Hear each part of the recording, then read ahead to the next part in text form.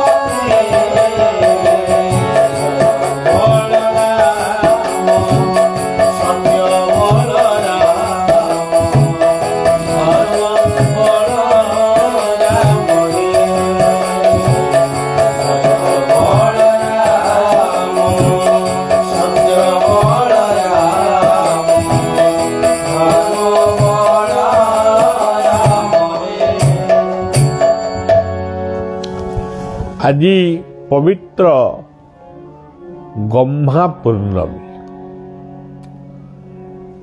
जो गम्हा पूर्णमी रे ठाकुर बलरामंकर जन्म होइथिला द्वापर जुगरे सेई बलरामंकर जन्मदिन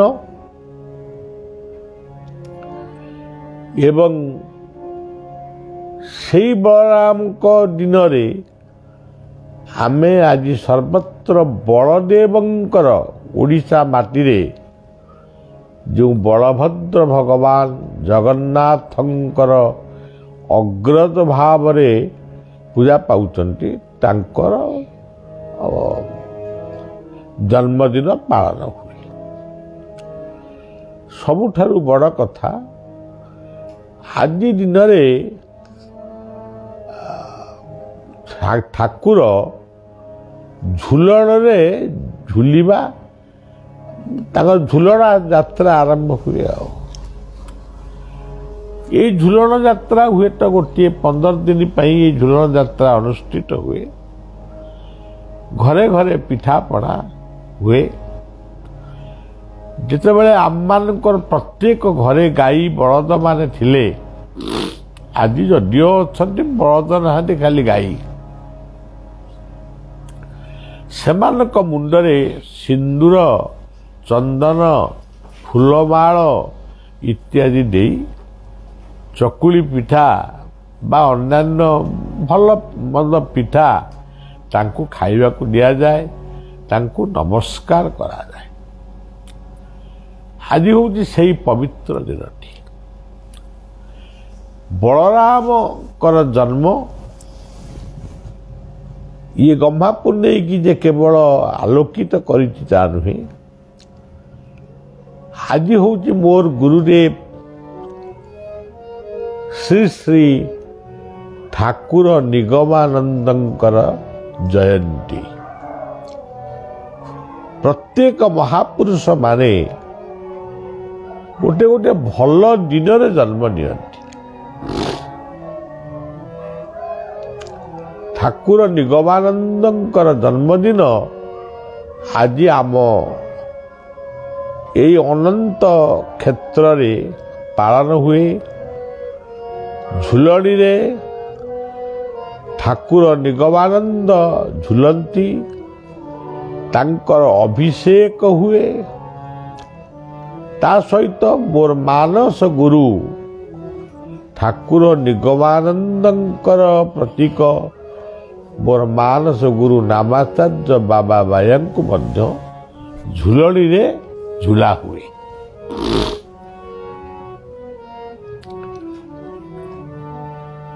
ଆଜି ଦିନରେ ଅନେକ ଲୋକମାନେ ଆସିପାରନ୍ତି ନାହିଁ ବୋଲି ନିଜ ନିଜର ଗାଈ ଗୁହାଳ ଛାଡ଼ି ସେଥିପାଇଁ ଅନନ୍ତ କ୍ଷେତ୍ରରେ ଆସନ୍ତାକାଲି ଝୁଲଣ ପର୍ବ ପାଳନ ହୁଏ।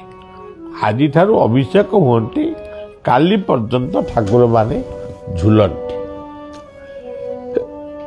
ଗୋଟିଏ ପକ୍ଷରେ ଠାକୁର ନିଗମାନନ୍ଦଙ୍କର ଝୁଲଣି ଲାଗିଥିବା ବେଳେ ଅନ୍ୟ ପକ୍ଷରେ ନାମାଚାର୍ଯ୍ୟ ବାବା ବାୟାଙ୍କର ଝୁଲଣି ଲାଗିଥାଏ। ମଧ୍ୟ ଦେଶରେ ବା ମଧ୍ୟ ଭାଗରେ ରାଧାକୃଷ୍ଣଙ୍କର ଶ୍ରୀମୂର୍ତ୍ତି ଝୁଲଣୀରେ ଝୁଲୁଥାନ୍ତି।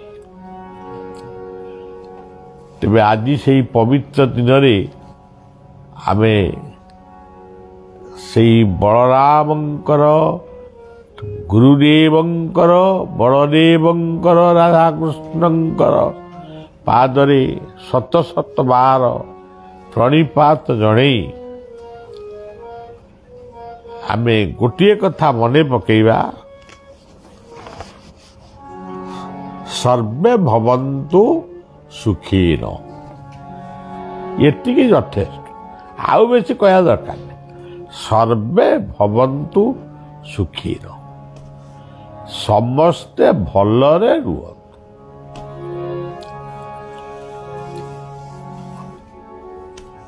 ଆଜିର ଦିନରେ ଆଉ ଗୋଟେ ମହତ୍ଵ କଥା ମୁଁ ଆପଣମାନଙ୍କୁ ଜଣେଇବାକୁ ଚାହୁଁଛି।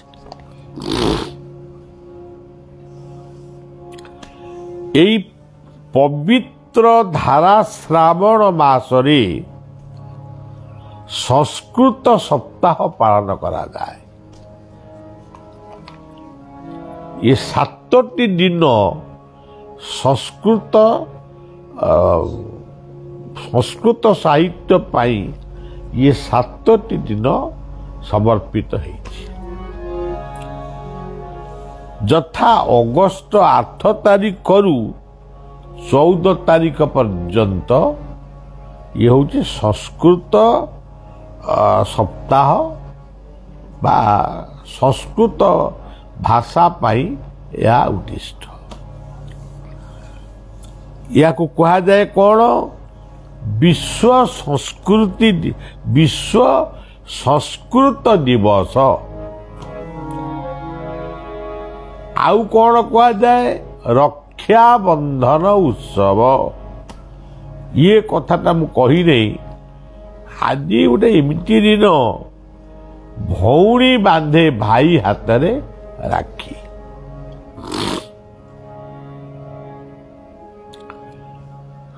ଇଏ କଥାଟା କେବଳ ଆମରି ହିନ୍ଦୁ ଧର୍ମରେ ଅଛି।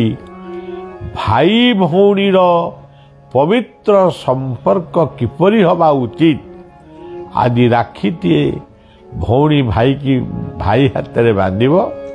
ଭାଇ ତାକୁ ମିଠା ଟିକେ ଖୁଆଇଦେବ କିମ୍ବା ତାକୁ ଗୋଟେ 100 ଟଙ୍କା ଦେବ, ସେ ଖର୍ଚ୍ଚ କରିବ। ଏଇ ହେଉଛି ଆନନ୍ଦ। ଆଧ୍ୟାତ୍ମିକ ଜଗତରେ ଯଦି ପ୍ରକୃତରେ ଆନନ୍ଦ, ଆଧ୍ୟାତ୍ମିକ ଏନ୍ଜୟ, ସ୍ପିରିଚୁଆଲ ଏନ୍ଜୟ ଯଦି କୁହାଯାଏ, ସେଇଟା ହେଉଛି ହିନ୍ଦୁ ଧର୍ମର ସବୁ ପର୍ବପର୍ବାଣି। ଏଣୁ ଜୟତୁ ଭାରତମ୍ ଜୟତୁ ସଂସ୍କୃତମ୍। ଭାରତ ମାତାଙ୍କୁ ପ୍ରଣାମ ଜଣାଉଛି, ସଂସ୍କୃତି ଭାଷା ସାହିତ୍ୟକୁ ପ୍ରଣାମ ଜଣାଉଛି। ଦିନେ ସମୟ ଥିଲା ପାଠପଢ଼ା ସଂସ୍କୃତ ଭାଷାରୁ ହିଁ ଆରମ୍ଭ ହୋଇଥିଲା। ଆଜି ବି ଅଛି। ଦେଖନ୍ତୁ, ବେଦ, ବେଦାନ୍ତ, ଗୀତା, ଭାଗବତ, ରାମାୟଣ, ଯେତେ ଭଲ ଭଲ ଶାସ୍ତ୍ର ସବୁ ଲେଖା ହେଇଛନ୍ତି ସେ କୋଉ ଭାଷାରେ ଲେଖା ହେଇଛନ୍ତି? ଧରନ୍ତୁ କାଳିଦାସ ଲେଖିଲେ, ମାନେ ସେ ଯେଉଁ କାବ୍ୟ ଗୁଡ଼ିକ ଲେଖିଲେ ସେ କୋଉ ଭାଷାରେ ଲେଖିଛନ୍ତି? ସଂସ୍କୃତ ଭାଷାରେ ଲେଖିଛନ୍ତି। ଭାରତର ମୁକୁଟ ହେଉଛି ହିମାଳୟ, ଇଏ କୋଉ ଭାଷାରେ ଲେଖା ହେଇଛି? ଅଶୀ ସରସ୍ୟା ଦିଶି ଦେବ ତାତ୍ମା ହିମାଳୟ ନାମ ନଗାଜିରାଜ। ଆକୁ କିଏ ଲେଖିଛି? କୋଉ ଭାଷା? ଦେବନାଗରୀ ଲିପି ହିନ୍ଦୀ ଭାଷା, ସଂସ୍କୃତ ଶବ୍ଦରେ ଏହା ପ୍ରତିପାଦିତ ହେଇଛି। ଆମେ ରାତି ପାଇଲେ ଠାକୁରଙ୍କୁ ଡାକୁଛୁ, କୋଉ ଭାଷାରେ ଡାକୁଛୁ? ଆମେ ଯେମିତି ଓଡ଼ିଆ ଲୋକ, ଜଣେ ବଙ୍ଗଳା ଆମ ଆଗରେ କହିଲେ ଆମେ ଟିକେ ଟିକେ ବୁଝିପାରୁ, ଟିକେ ଟିକେ ବୁଝିପାରୁନା। ଓଡ଼ିଆରେ କହିଲେ ଆମେ ପୁରା ବୁଝିଯାଉ। ଯିଏ ଇଂରାଜୀ କହେ ତା ଆଗରେ ଯଦି ଓଡ଼ିଆ କହିବ ସେ ଜମା କିଛି ବୁଝିପାରିବନି। ଜଣେ ପଣ୍ଡିତ ଥିଲେ, କୀର୍ତ୍ତନପୁର ବୋଧେ ତାଙ୍କର ଘର, ସେ ଜଣେ ସ୍କୁଲ ଟିଚର ଥିଲେ। ରିଟାୟାର ପରେ ସେ ପୂଜାର୍ଚ୍ଚନା କଲେ। ସେ ଜଣେ ବ୍ରାହ୍ମଣ, ତାଙ୍କ ନାଁ ରାମ ପଣ୍ଡିତ ବୋଧେ। ସିଏ ଥରେ ମୋତେ କଥା କହୁ କହିଲେ ବାବା, ଠାକୁରଙ୍କୁ ଆମେ ଦୁଃଖ ଜଣେଇବା, ଠାକୁର ଆମ ଦୁଃଖ ଶୁଣ। ଏମିତି କହିଲେ ଠାକୁର ଅନ୍ତର୍ଯାମୀ ରୂପରେ କ'ଣ ବୁଝିବେ ସେ ଅଲଗା କଥା, କିନ୍ତୁ ତାଙ୍କ ନିଜ ଭାଷାରେ ଯଦି କୁହାଯିବ ତାହେଲେ ସେ ସାଙ୍ଗେ ସାଙ୍ଗେ ବୁଝିବେ। ବଳିଆ ପଚାରିଲା, ଗୋସାଇଁ ଆଉ କୋଉ ଭାଷାରେ କହିଲେ ସେ ସାଙ୍ଗେ ସାଙ୍ଗେ ବୁଝିବେ? ନା ସଂସ୍କୃତ ଭାଷା। ତେଣୁ ସଂସ୍କୃତ ହେଉଛି ଆମର ମୂଳତ୍ୱ। ଭାରତବର୍ଷର ନେତାମାନଙ୍କୁ ମୋର କିଛି କହିବାର ନାହିଁ। ଯେଉଁମାନେ ହିନ୍ଦୀ କି ରାଷ୍ଟ୍ରଭାଷା କହିଛନ୍ତି ସେମାନଙ୍କୁ ଆମେ ସମ୍ମାନ ଦେଉଛୁ, କିନ୍ତୁ ସେଇମାନେ ଥରେ ମନକୁ ମନ୍ଥନ କରି ଦେଖନ୍ତୁ, ହିନ୍ଦୀ ରାଷ୍ଟ୍ରଭାଷା କରି ଠିକ୍ କରିଛନ୍ତି ତ? ଆମେ ଯାଉଛୁ ଦକ୍ଷିଣ ଭାରତ, ଏଇ ଆମ ବ୍ରହ୍ମପୁର ଠାରୁ ଆରମ୍ଭ ହେଇଗଲା ତେଲୁଗୁ, ତାପରେ ତାମିଲ, କେରଳ, କର୍ଣ୍ଣାଟକ। କୋଉଠି ହିନ୍ଦୀ ଭାଷା କିଏ କହୁଛି? ସେ ହାଇଦ୍ରାବାଦରେ କିଏ, ଆମର ସବୁ ଏମିତି କେତେଟା ଜାଗାରେ ହିନ୍ଦୀ ମାନେ କିଛି ଲୋକ ବୁଝୁଛନ୍ତି। ତମେ କହିବାରେ ଲାଗିଥିବ, ସେ ମୁଣ୍ଡ ଟୁଙ୍ଗାରିବାରେ ବ୍ୟସ୍ତ। ଆମେ ବହୁତ ଦିନ ତଳେ ଯାଇଥିଲୁ ଗୁଜୁରାଟ ଦ୍ୱାରିକା।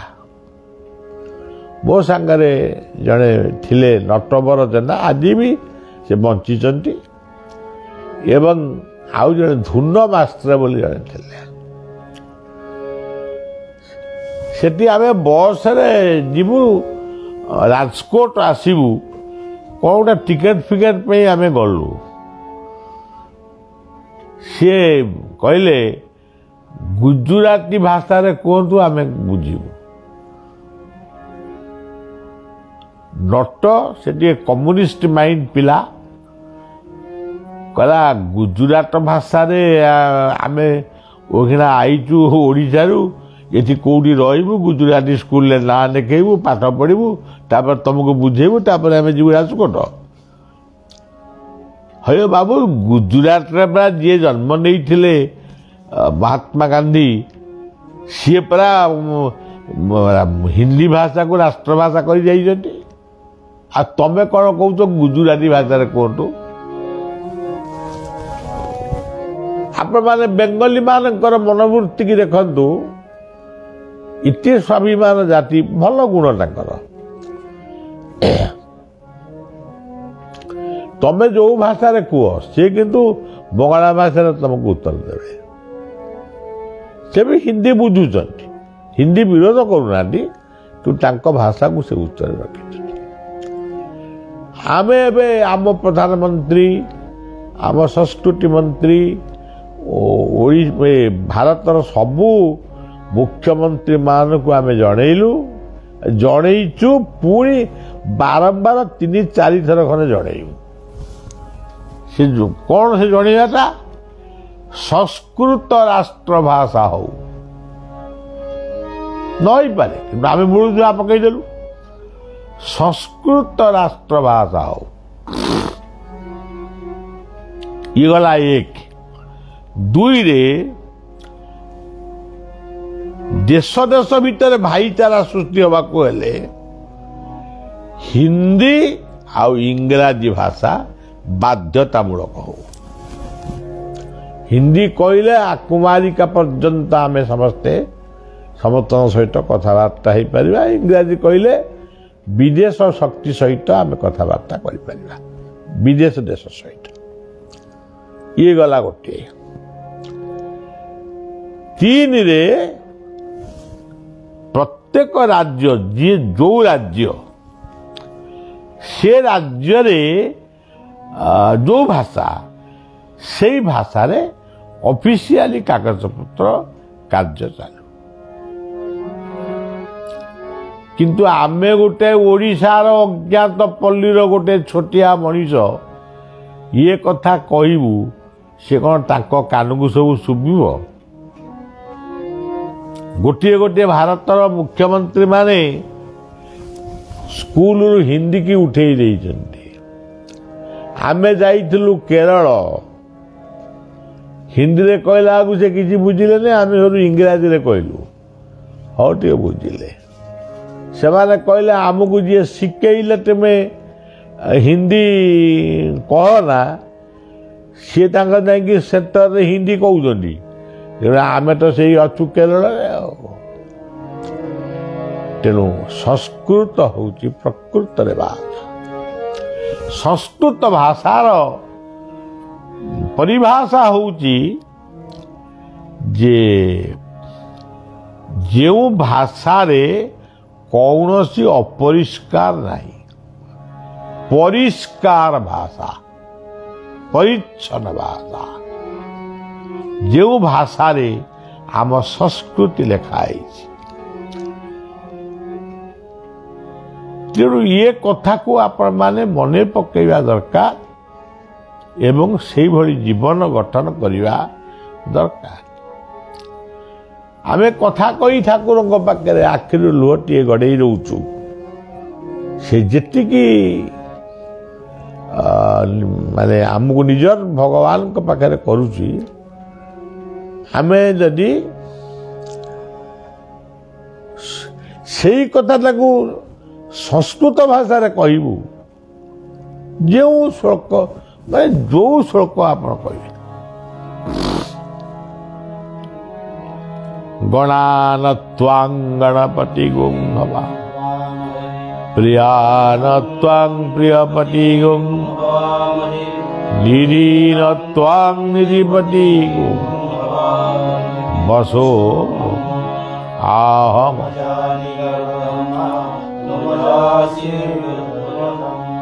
तद्विष्णु परमं पद सदा प्रसन्निहो दिवीव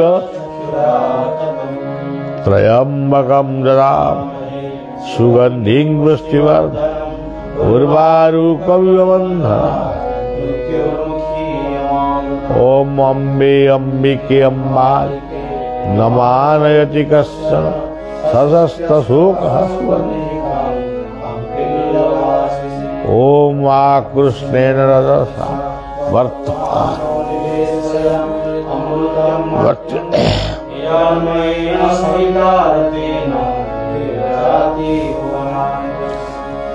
देखंतु सज्जन आमे संस्कृत होउचे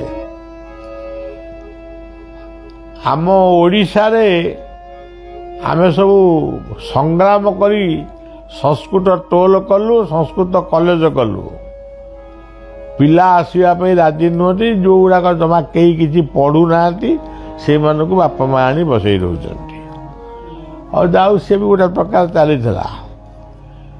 ଦରମା ଶିକ୍ଷକମାନେ ପାଇବେନି, ମାନେ ଲଢ଼େଇ କରି କରି କରି ହାଇକୋର୍ଟ ପର୍ଯ୍ୟନ୍ତ ଗଲୁ।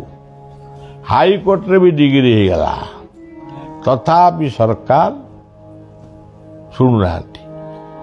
ଏବେ କ'ଣ କରୁଛୁ? ସଂସ୍କୃତ ଟୋଲ ଯେଉଁ ଶିକ୍ଷକମାନେ ରିଟାୟାର୍ଡ ହେଉଛନ୍ତି ସିଏ ଆଉ ଆପଏଣ୍ଟମେଣ୍ଟ କେହି ହେଉନାହିଁ, ରିଟାୟାର୍ଡ ହେଲେ ସରିଲା। ଆଉ ସଂସ୍କୃତ କଲେଜକୁ ବନ୍ଦ କରିବା ପାଇଁ ଆମେ ଏବେ ନିଷ୍ପତ୍ତି ନେଲୁ। ତେଣୁ ସଂସ୍କୃତ ପ୍ରୀତି ହୋ ଏମିତି କହିଲେ କିଏ ଶୁଣିବେନି। ଯଦି କହିବେ ଓ ସମସ୍ତେ ଶୁଣିବେ। ଓ ବିତ୍ରିଏ କ୍ଷରଂ ବ୍ରହ୍ମ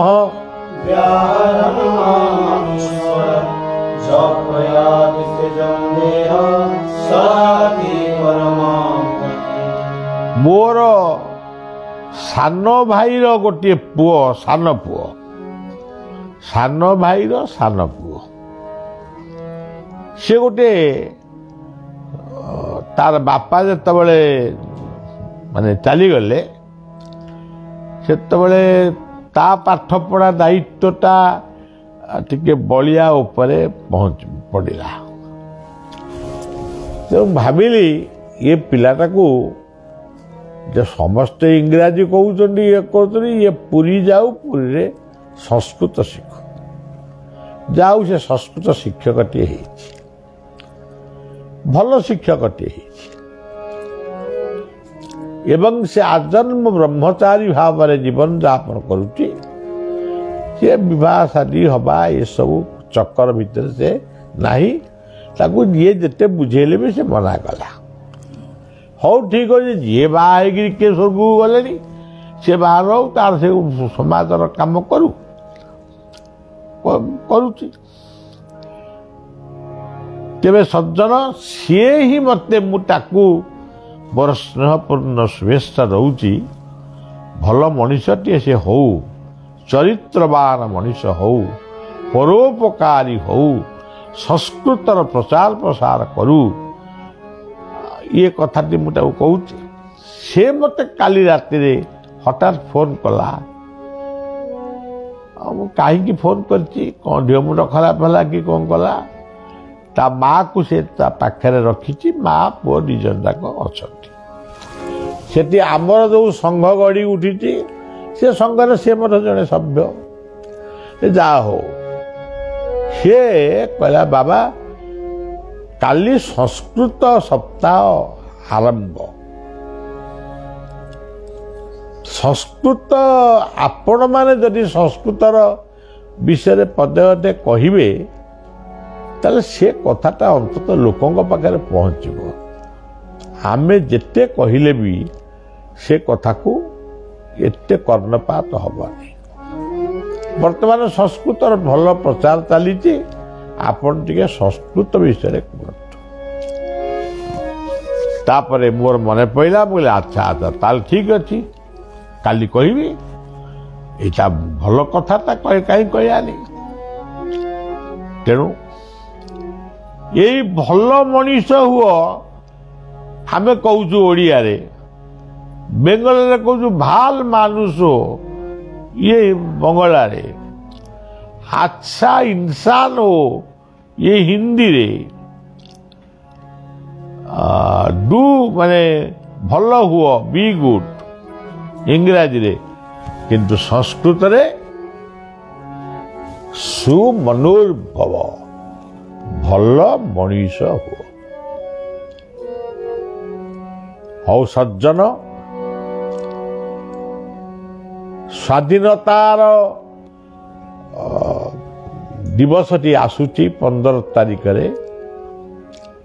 ଘରେ ଘରେ ତ୍ରିରଙ୍ଗା ପତାକା ଉଡ଼େଇବେ, ମଦ୍ୟ ମାଦକ ଛାଡ଼ିବା ପାଇଁ ସଂକଳ୍ପ ନେବେ, ବିଧବା ମାକୁ ଭାରତ ମାତା ରୂପରେ ପୂଜା କରିବେ ବା ଉତ୍କଳ ଜନନୀ ରୂପରେ ପୂଜା କରିବେ ଏବଂ ସମାଜରୁ ଏ ଅନ୍ଧବିଶ୍ୱାସକୁ ଦୂରେଇ ଭଲ ଅନ୍ଧବିଶ୍ୱାସକୁ ଦୂରେଇ ଦେବେ ଏବଂ ଦୁର୍ନୀତି ମୁକ୍ତ ଗଣତନ୍ତ୍ର କେମିତି ଆମ ଦେଶରେ ଚାଲିବ ସେଥିପାଇଁ ତ୍ରିରଙ୍ଗା ପତାକା ତଳେ ଆମ ସମସ୍ତଙ୍କୁ ଶପଥ ଗ୍ରହଣ କରିବାକୁ ପଡ଼ିବ। ତେଣୁ ସଜ୍ଜନ ଆଉ କହିବା ପାଇଁ କ'ଣ ବଳିଆ କହିବ? ସେଇ ଠାକୁର ନିଗମାନନ୍ଦଙ୍କୁ ପ୍ରଣାମ ଜଣାଉଛି, ମୋର ମାନସ ଗୁରୁ ବାବା ବାୟାଙ୍କୁ ପ୍ରଣାମ ଜଣାଉଛି, ମୋର ଆଧ୍ୟାତ୍ମିକ ପିତା ବୈକୁଣ୍ଠନାଥ ବ୍ରହ୍ମଚାରୀଙ୍କୁ ପ୍ରଣାମ ଜଣାଉଛି, ପ୍ରେମାଚାର୍ଯ୍ୟ ମଧୁସୂଦନ ତତ୍ତ୍ୱାଚାର୍ଯ୍ୟ ଠାକୁର ଅଭିରାମ ଏବଂ ସମସ୍ତ ସଦ୍ଗୁରୁମାନଙ୍କୁ ପ୍ରଣାମ ଜଣାଇ ସମସ୍ତଙ୍କର ମଙ୍ଗଳ କାମନା କରି ଆଜିର କଥାକୁ ଏଇଠି ରଖୁଛି। ଜୟ ବଳରାମ, ସତ୍ୟ ବଳରାମ, ଧର୍ମ ବଳରାମ, ଜୟ ବଳରାମ, ସତ୍ୟ ବଳରାମ।